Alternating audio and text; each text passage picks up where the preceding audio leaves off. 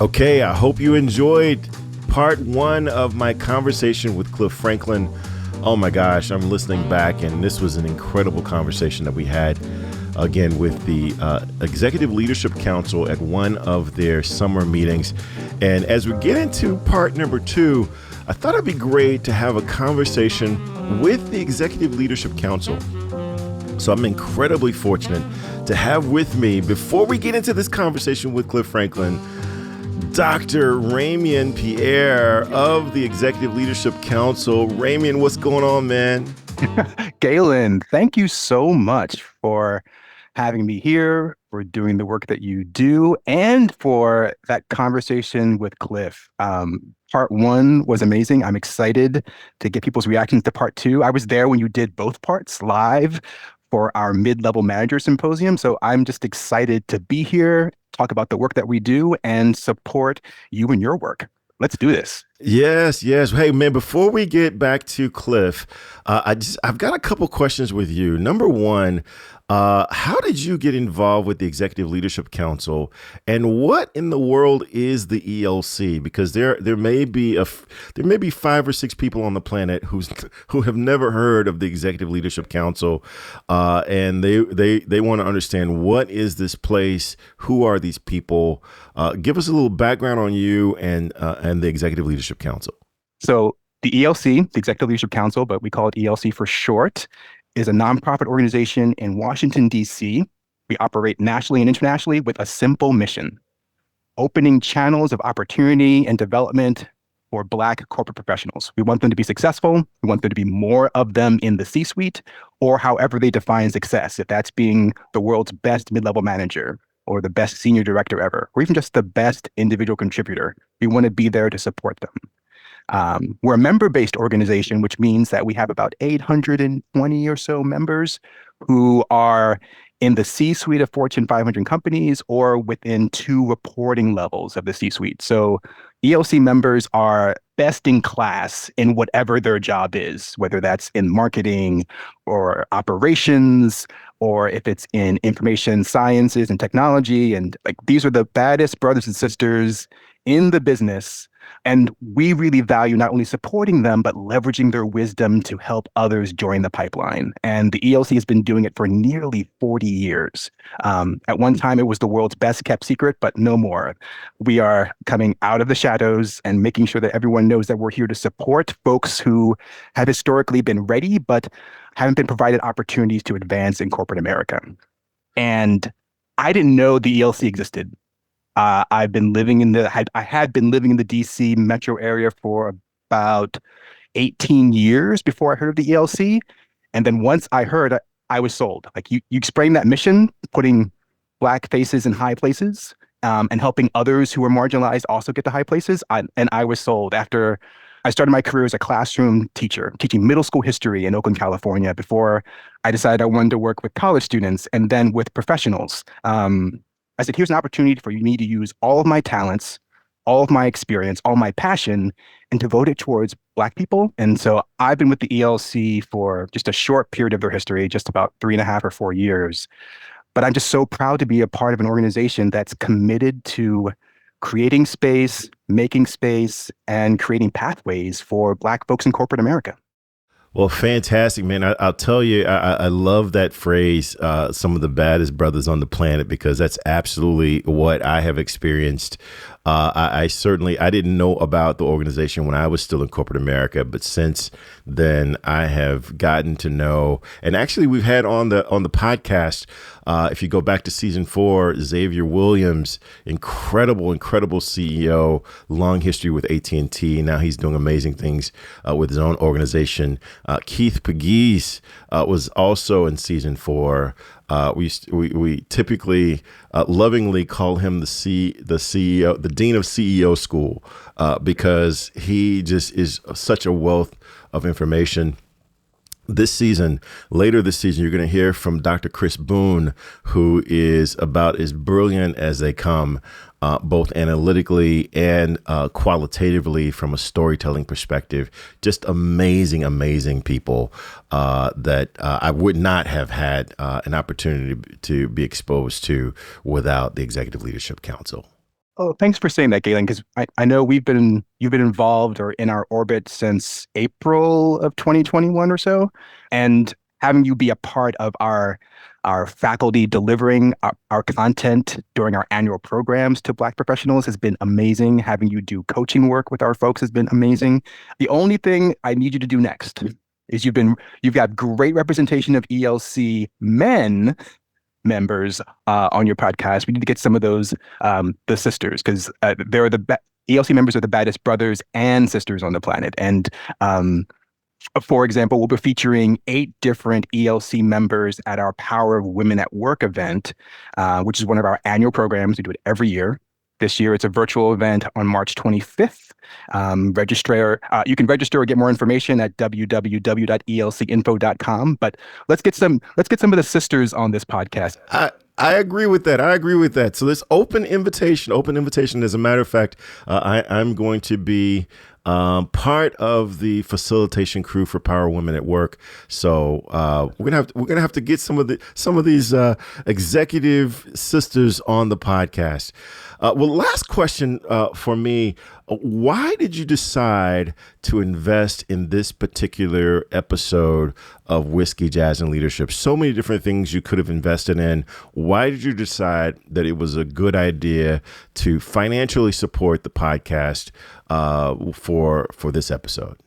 Yeah, it's about finding the right partner, and in a couple different ways, because we see this pattern at the ELC time and time again when there's transition or there's change, that the people who can lead, who can control their own behaviors, who can inspire and communicate their passions to others and do so using data and insights, those are the people who are uniquely positioned to advance.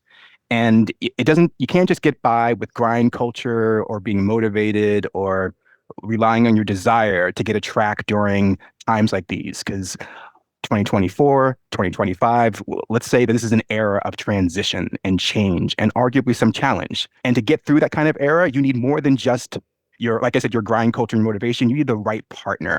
And the ELC is the right partner for Black corporate professionals to get ahead, or even corporate professionals who just want to support Black corporate professionals to get ahead. And you, in terms of like your work as a leadership strategist, like you are also the right partner. It just made sense for us to work with you. You know our audience because you've been delivering with them, for them, to them. We know our audience because we've been working with them for 40 years, helping them achieve success in the way that they define it. And we do that through our annual programs we run every single year, like Clockwork, Power Women at Work, Men in Leadership, Leadership Development Week, and the program that you did the live podcast for, Mid-Level Manager Symposium. And we also do it with custom programs. So it just made sense that we would work with you in support of you, but also in support of our mission, which is putting Black faces in high places.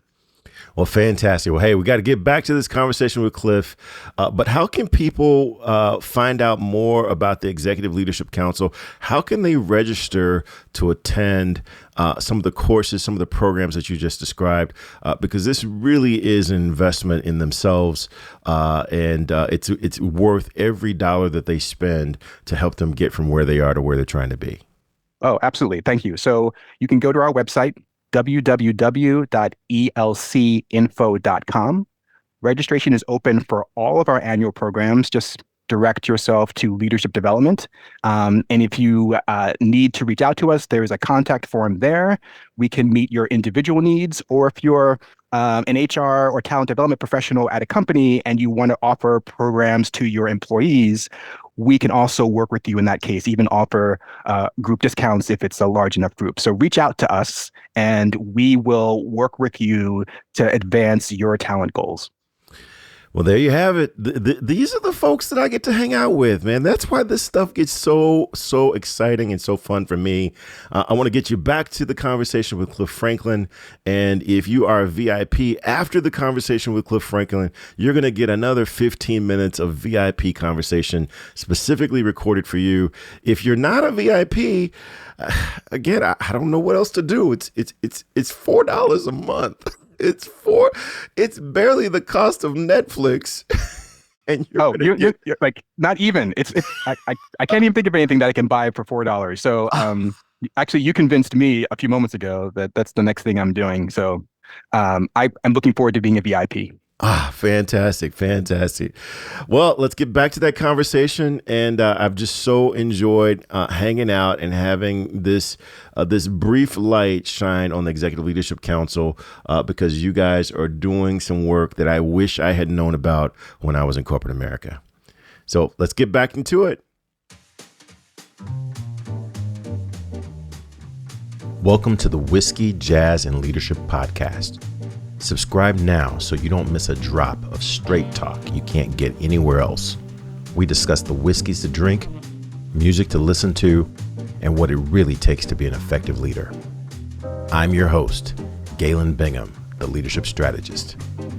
Tonight's guest, founder and CEO of Fuse Advertising, Clifford Franklin.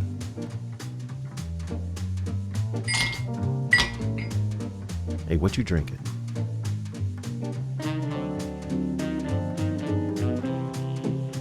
Yeah, so now I want to bring this into as it pertains to managing your career, because it's one thing to be disruptive when you're an entrepreneur like the Steve Jobs of the world, or if you're the head of the organization, you can make those challenging decisions because you've got a lot of people kind of counting on you for it. What advice would you give to people who are in the middle of their corporate career?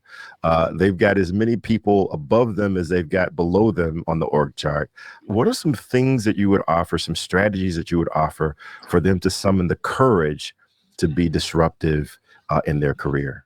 Well, I think you said it right there, courage. Sometimes when I give speeches, I give this analogy. I was a small guy playing football, and I remember when I first started playing, I was 9 years old, and we were doing the old Oklahoma drill, and they were just tearing me up. And I remember tipping through the hole, and my coach grabbed me by my face mask, and he said, "Look here, little man, they're gonna hit you anyway, so you might as well run hard." So my advice to those middle managers are they're going to hit you anyway. So you go hard, you do right, you stay focused on doing the right thing, whatever your roles and responsibilities are. You cannot be timid because you're going to get hit anyway. So at least know that you gave it your all, you gave it your best, and you went hard. I love it. I love it. So I didn't play football to any significance, but I did play a little basketball in high school and college. And one of the competitors I love to lie about is the moment that I happened to be on the court while Dennis Rodman was playing against us. You know, Dennis Rodman got, I don't know, 40 points, but the moment that I was guarding him, he's too tired. He was too tired to brag about it. And I left a scratch mark. He's got a scratch mark on his left shoulder. I think that's why he started getting tattoos, because he's got a scratch mark from his time of playing with me. Now, he got 40 points, but he was too tired to brag about it. And I left a scratch mark. So I'm hearing that same sentiment relative to managing your career as suggestions to some of our listeners. Well, I mean, that's exactly right. I mean, in some ways, you can almost get blackballed. It's no different than us, from a marketing standpoint.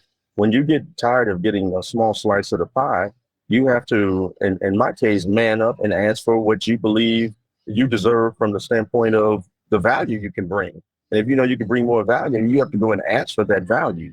So I have never been afraid to ask for the budgets that I believe we deserved or that was required to hit the deliverables or the key performance indicators that were set forth. Sometimes you could be set up to fail. So you have to speak up because you can't cry about it after they've set you up to fail. Speak about it on the front end. Okay, so hey, I want to get deeper into some experiences in your career, because when I heard some of these stories, I always try to anticipate what I would do if I were in those shoes. But when I heard some of these stories, again, it just intensified why I wanted to have this conversation with you. I heard about your first time meeting then Senator Barack Obama. And, he was coming into town, you met him, and kind of the limo ride back and forth to the airport, that kind of thing. And the way that I heard it told was not only was he vetting you, but you were vetting him. You were trying to determine whether or not he had what was needed in order to be a client of Fuse Marketing. And that's not the personality that I would have assumed, but it definitely fits your personality. Talk about that, the importance of you vetting your client as opposed to trying to appease and adapt to what your client might want all the time. Man, I think that's a great question, and it is so important because you're not going to be for everyone. It may not be the right fit, and so you just can't chase money. You have to be able to know what you can deliver. When we were asked to join the Obama campaign, we had just finished up off of the 2004 Kerry campaign, and most of our relationships had been with the Clinton machine. But when we got an invitation to interview with the Obama team, myself, my brother Mike, Gerald Hawthorne, we went to Chicago, we met, and the people were just great. Again, I felt like we are going to be treated fairly. So, internally, we felt like this was going to be the right move, even though we knew at the time, well, we didn't know, but we didn't think he could win. But we decided, okay, let's move forward. He comes to St. Louis, and so I asked Axelrod, hey, I need to be able to see the senator. And when I got in the car, the first thing he said was, so what you think, bro? And I was hesitant. And he said, no, give it to me straight. I said, well, Senator, I just don't think white America is going to vote for you in mass. I know we can make a good run at this thing, maybe set it up for them. He said, whoa, let me cut you off. He said, if you're going to be on this campaign, I need you to believe that we can raise the consciousness of white America, Black America in this world. And he seemed to go on about a 10-minute dissertation. And it was truly the tagline, yes, we can, and change we can believe in. I mean, he actually came up with it himself, but he actually believed. And I got out the car, went back to the office, and I said, hey, man, we're going to win this thing. And my team looked at me like I was crazy. But that's leadership. You have to inspire people. And when I think about transformative leadership, it's about inspiration. It's about making people believe in something bigger than themselves. And the brother did that to me, and I'm never easily convinced of anything. But by the time I got through with him, I said, man, this cat got some game. This is different because I had never seen a politician this passionate about not himself, but, what he could do for America. Now, we all know that he was, handcuffed, going into this thing, but he truly believed that he could make a difference. And that's how I look at leadership, whether it's running my organization or in the leadership positions I've had in a fraternity. I believe as leaders, as these mid-level managers out here, as the ELC executives, we have to look at our leadership style and say, are we actually inspiring people? It's one thing to lead and, be definitive in your demands, but when you can inspire people where they're willing to run through a wall for you, that's the most powerful leader I think there can be. And that's what I've tried to aspire to be from a just transformative as well as disruptive leader. We have to inspire our people. Fantastic, man. You're reminding me of I talk about this often, the 3 priorities of leadership. And this is actually the cornerstone of the book that I wrote in 2017 called Impact, Your Power to Make a Lasting Difference. There are 3 priorities and only 3. The first is to paint a very clear picture of what success looks like. What does winning look like? What does it look like when we get to this point that we're shooting for? That's the first priority. The second priority is to identify in advance what barriers might get in the way of winning, and then get busy trying to remove those barriers. That's the second priority. And then the third priority is just what you said: keep people inspired to want to continue to pursue that mission. I spent 30 years working for the Coca-Cola Company, actually 22 years working for the Coca-Cola Company, 30 years in total.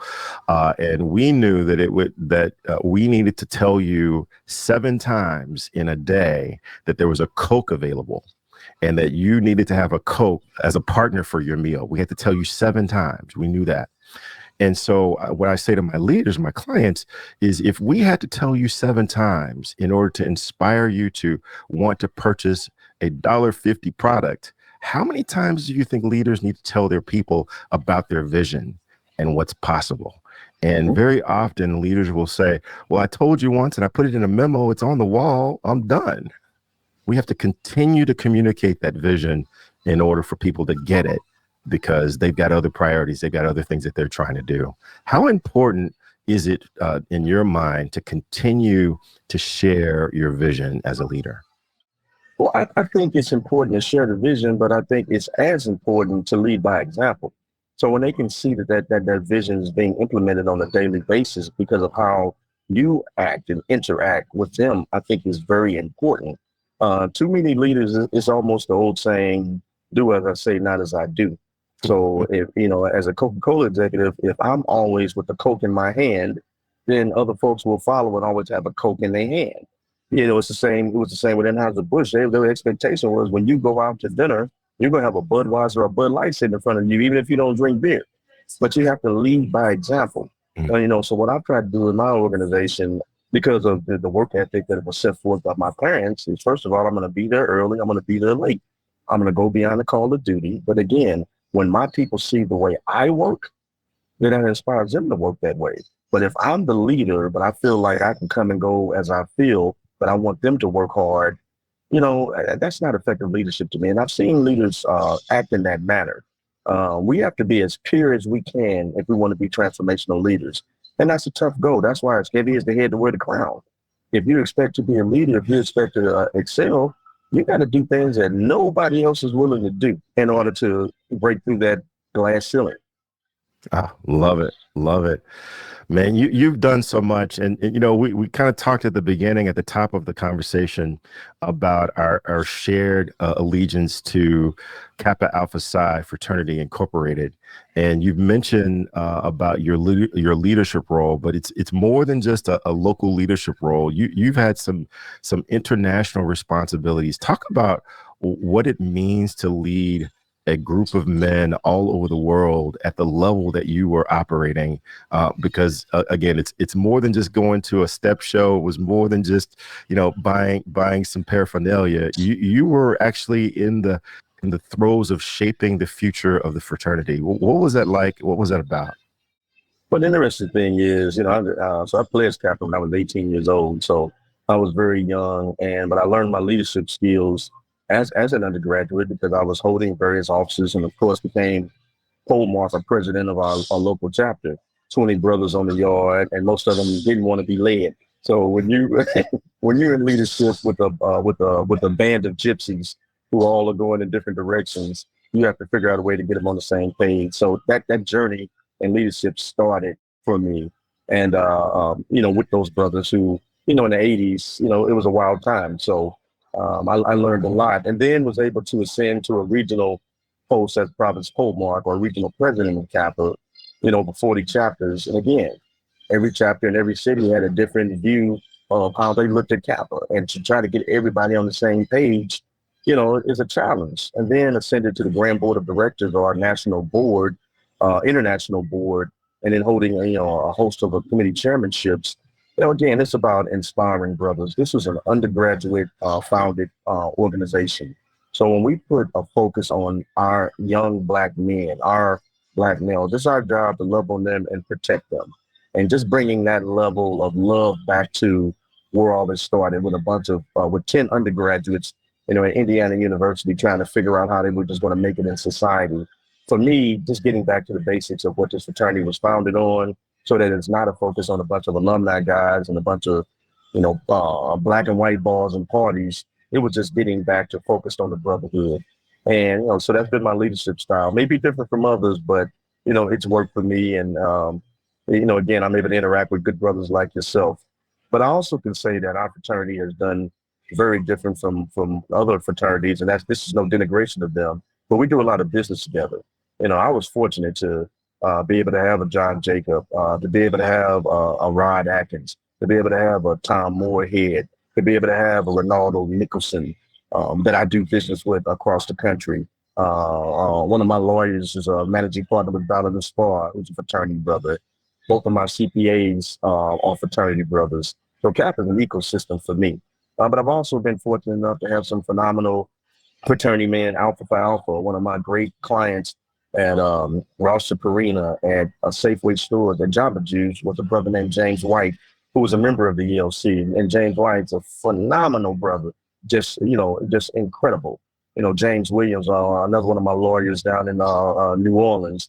So we've been able to take this divine nine approach and look out for each other. So, we give each other a hard time about the rival fraternity, but at the same time, we all do business together. And that's what leadership is all about. Again, you can show them better than you can tell them. I love it. I love it. Time is getting away from us, but I just really want to drill down on one other point that you're making right now, and that is so often I've seen where, and I've been in situations where we'll be in meetings or we'll be in rooms and we'll be one of few, but we don't want to necessarily show that we've got a connection with that other person, that looks like us. We almost want to go the opposite way and demonstrate to others in the organization that I'm company first, and then I'm black second, or whatever the case might be. And I see that that's shifting, and I'm hearing from you that that's really something to lean into, rather than shying away from your relationships and your connections. Lean into your college alma mater, lean into your fraternity or sorority, lean into these social groups, and use that as a point of leverage. Absolutely. It's one of the things that I have a disdain for, seeing another African American and they're almost afraid to speak to me or interact with me because we're in a room full of Caucasians. So I've always taken the approach. I'm gonna make you interact with me, so that we can get over that fear factor. It is something I just have a disdain for. Again, I've been fortunate enough to be around some phenomenal leaders who are not afraid. So I would say to all of my mid-level managers or whoever's listening, please lean into that. Please reach out and help each other, because if we don't, who else will? It's important. I want to, say one quote that I love, and it's old, of course, and that's from Frederick Douglass. Power conceives nothing without demand, never did, and it never will.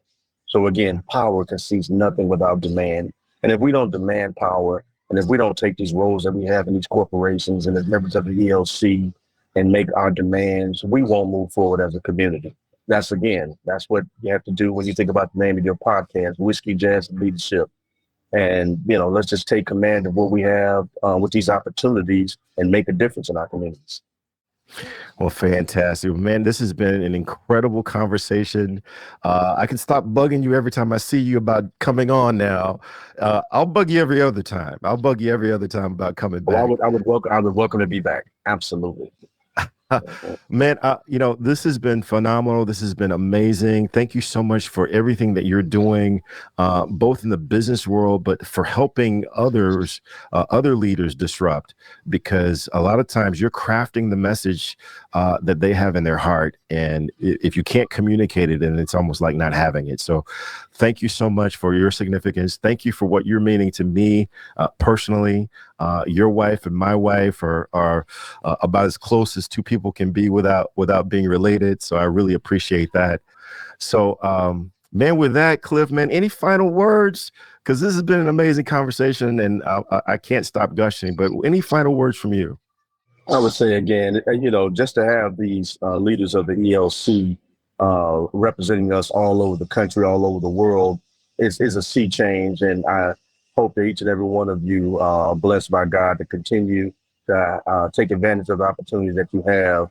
And then, Galen, this podcast is phenomenal. And we want this podcast on GFN TV ASAP. So we have a streaming video network that we're also growing and scaling. So we want you on there with us, brother. Fantastic. Accepted. All right, man. Well, until next time, man, if you haven't already, finish that drink, and cheers until the next time.